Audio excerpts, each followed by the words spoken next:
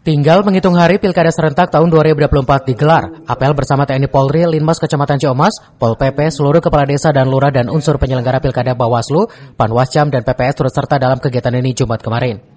Camat Ciamas Tirta Juwarta mengatakan seluruh warga Ciamas untuk menggunakan hak pilihnya dalam Pilkada Bupati dan Wakil Bupati Bogor, Gubernur dan Wakil Gubernur Jawa Barat, tanggal 27 November 2024. Hindari golput, hak suara akan menentukan pemimpin 5 tahun ke depan.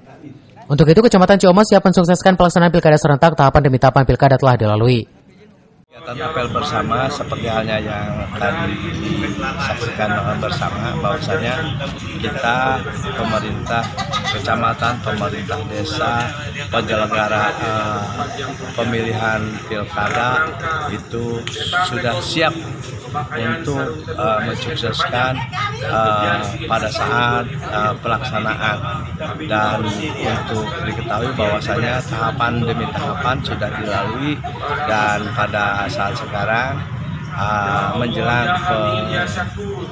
menjelang pencoblosan 27 November 2024 kita siap untuk mensukseskan itu semua. Dari semua elemen masyarakat, semua elemen pemerintahan, kita melakukan persiapan itu semua. Dari Ciamas, Kabupaten Bogor, Iman Abdurrahman melaporkan.